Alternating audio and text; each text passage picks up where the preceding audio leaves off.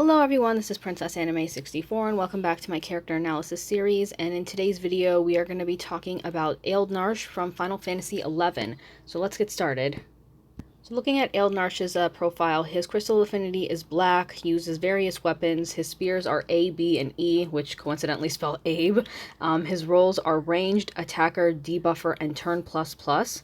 So looking over to his stats, so at level 1 he has 900 HP, 170 initial brave, 550 max brave, 180 attack, and 150 defense. So when you max him out to at maximum level, he has 10,581 HP, 4,115 initial brave, his max brave reaches 11,128, attack reaches 3,336, and his defense reaches 3,654.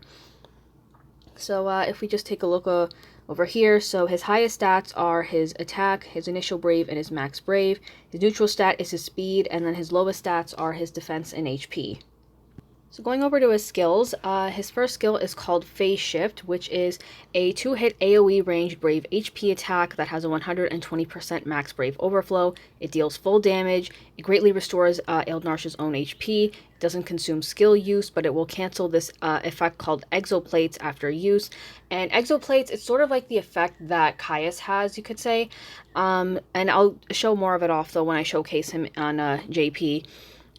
So after Exoplates cancels out, it will become Stellar Burst, and then when the special effect is when Exoplates is active, it reduces the brave and HP damage taken, reduces chances of debuffs, enemy attacks don't drop his HP below 1 so he can survive, it greatly restores Eald'narche's HP, and then it will cancel out the Exoplates effect when HP is less than 1% of his own max HP. His second skill is called Eald'narche's Cascade. It's a 2-hit range brave HP attack that deals 20% splash damage to non-targets. It lowers enemies' attack and it grants the Mold Cunning buff for 4 turns, which raises Eald'narche's max brave and his attack. When Exoplates cancels out, it resets the skill count of Eald'narche's Cascade and then it becomes Omega Javelin. Then when we check out his C65 ability, it's called Debuff Act Longer Throw. It's an AoE range brave attack, and it adds 1 turn to debuff durations for 2 turns. So now going to the extensions, so Phase Shift will add 4 brave hits, it deals more brave damage, it will also increase the max brave overflow limit, and it has an instant turn rate. And then when you're using Stellar Burst, it will add 5 brave hits instead, and of course deals more brave damage, and it will have a 200% max brave overflow. So now with the Eald'narche's Cascade extension, so this will add 4 brave hits similar to like Phase Shift, and it will also deal more brave damage. It has 120% max brave overflow, and it deals slightly more splash damage, and it gives a +4 duration to the Mold Cunning buff. So with Omega Javelin, it will add 5 brave hits, it has a 180% max brave overflow, it also deals more splash damage, and has a Mold Cunning duration of +4, so similar to Eald'narche's Cascade. And then when the Mold Cunning buff is active, it changes Brave Attack into Brave Attack Plus, which is now 3 brave hits, and HP Attack becomes HP Attack Plus, which is a 2-hit range brave HP attack that has 120% max brave overflow. So now going to the artifacts, the ones that I would recommend out of all of these. So in terms of stats, I would say attack 108 and max brave 330, you know, the unstoppable combo. For unique passives, Mighty Phase Shift and Mighty Eald'narche's Cascade, these are great as well. And then his C50 passive, which is Phantom from the Distant Past.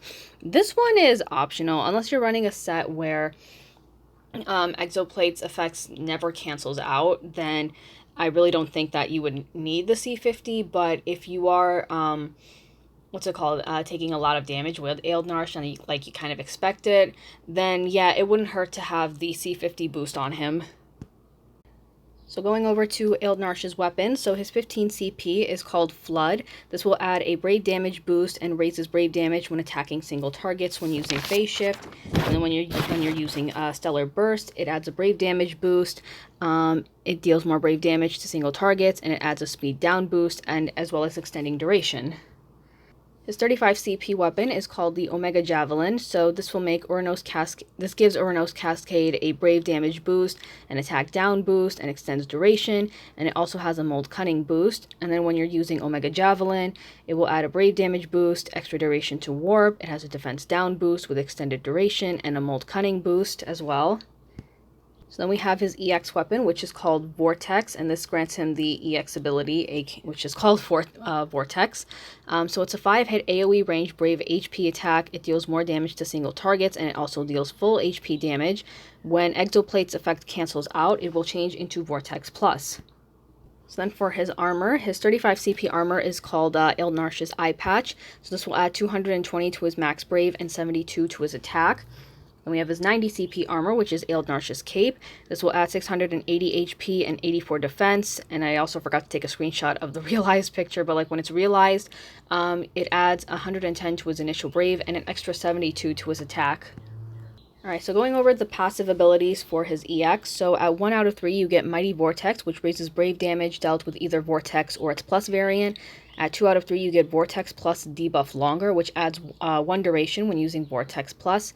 And then at 3 out of 3, you get Vortex Recast Up, which raises the recast speed. Okay, so now looking at the realized passives. So at 0 out of 3, you get Vortex Force Advance ++. So using Vortex or its plus variant, it has a higher Brave damage boost and it raises the max Brave overflow limit. When Exoplates cancels while Mold Cunning is in effect, Brave Attack and Brave Attack Plus change into Brave Attack ++, which is now 4 Brave hits, and it extends Mold Cunning by 1 turn.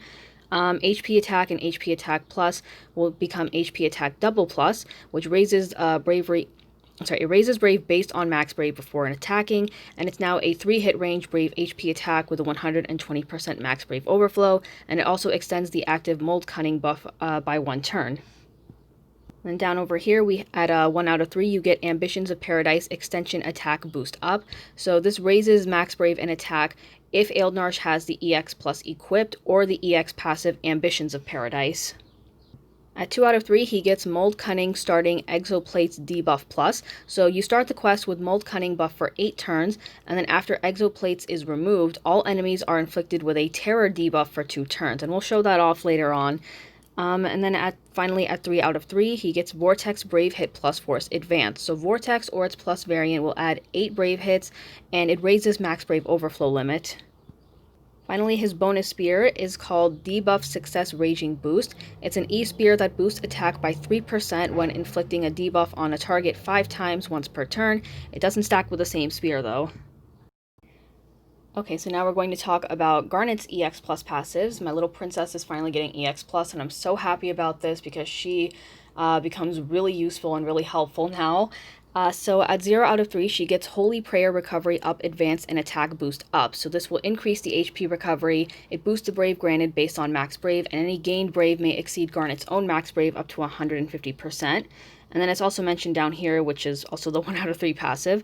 At 1 out of 3, she gets Soothing Warmth Extension Attack Boost All. So equipping the EX Plus or the passive Soothing Warmth will raise the party's max Brave and their attack. So at 2 out of 3, she gets Holy Prayer buff Debuff Aspire plus buff Aspire starting. That's such a tongue twister. So you begin the quest with the Holy Prayer buff for 10 turns. You get a free skill use, and the first turn rate is instant, so it's similar to Lena or Arciella. The first turn doesn't add to the turn count, but it does during summon and support.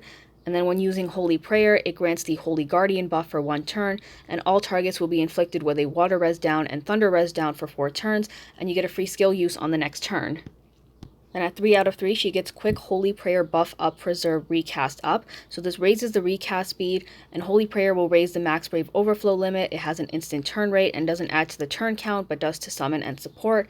And then when HP is at least 50% of max HP, Garnet will survive with 1 HP. And I'm kind of happy that happened because when I was doing just a little fun fact, I was doing a Gladios Lufenia in JP, and I was using Garnet. She nearly died. I thought she would, but her passive actually saved her. So this passive does come in handy. And then lastly, we have her bonus spear, which is HP Heal Attack Longer. It's a C spear that boosts attack by 10% for 6 turns when recovering own HP.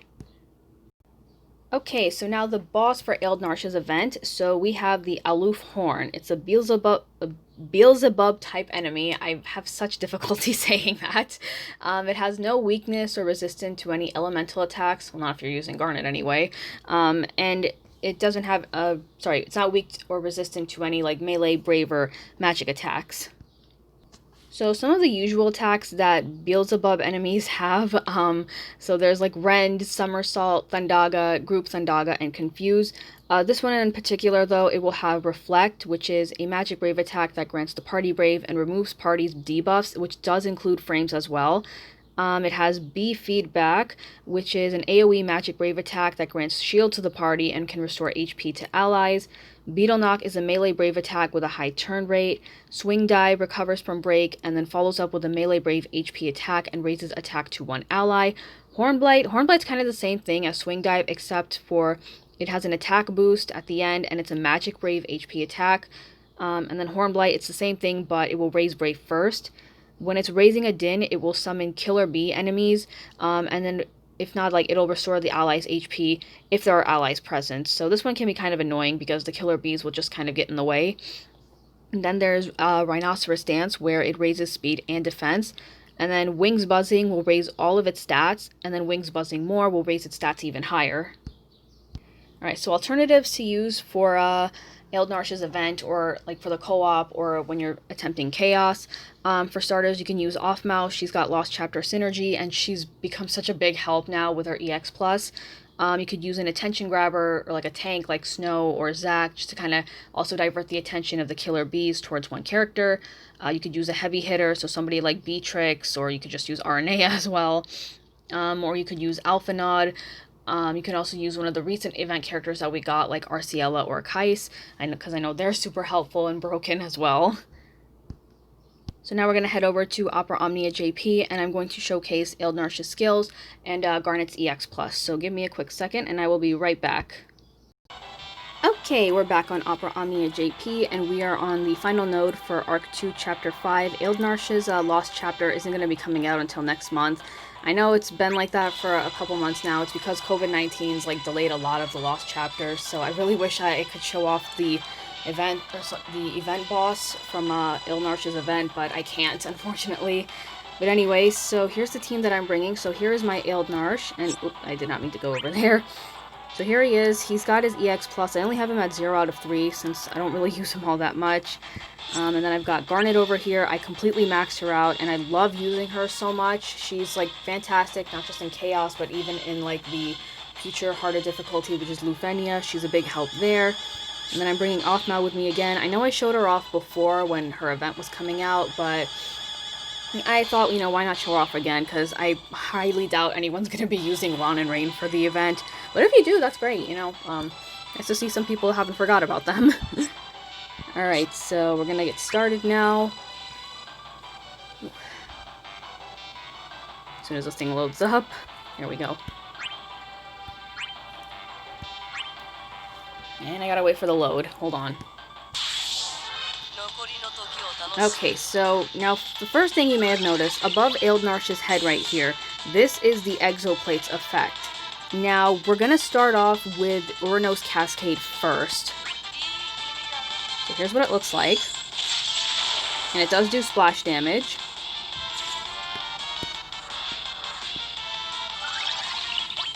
Alright, so now, like his Brave and HP attack changed into Brave and HP attack plus. So now I'm going to go in with Phase Shift. So as soon as this happens, his form completely changes now. So remember, like, when you fought him in Arc 2, Chapter 6, and, like, his eye was showing? That's kind of what it's like now, here. Oh, and we're starting off with Garnet first.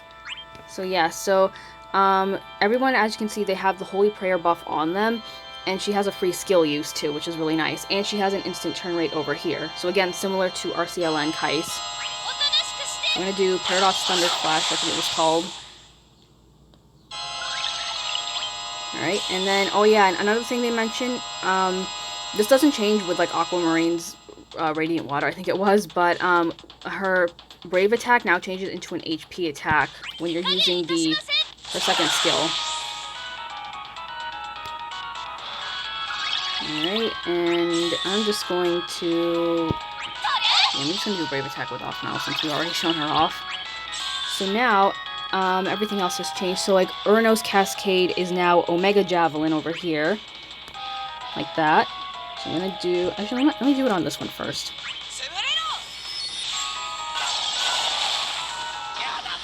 Just like that.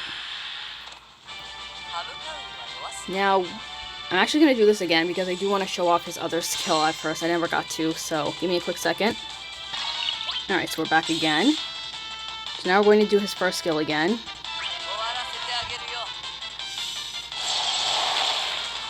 Just like that. So that was a Stellar Burst. Alright, so now just to kind of get into the big question. Should you pull for Eald'narche? I say yes, pull for him. I know a lot of people aren't really going to because we're almost to the Eldian Burst era. The reasons that you would want to pull for him though, for starters, the terror debuff that I mentioned before, that actually delays the target's turn, so like they won't move at all, and Eald'narche will move right up in their place instead with his warp buff. So it's kind of similar to like when Realm uses her sketch debuff. I think it was a debuff. Another thing, Exoplates itself, it does a lot. You know, it can reduce the Brave and HP damage. It reduces chances of debuff, and Eald'narche himself, he's a pretty good debuffer. So he's kind of like a jack of all trades. And reasons you would not want to pull for him though would be because your main focus is Garnet, and because you have other like powerful magic units, so like Arciella, or you recently built up Kefka or Cloud of Darkness, so that could be a reason why. As for who I will be bringing into co-op with me, I will be bringing Garnet along, so if you do see me, you know, don't be afraid to say hi. I will say hello back to you though. Why did I make that sound threatening? Anyway, so that's going to be it for this video. Thank you guys very much for watching. Be sure to like and subscribe, and I will see you all next time.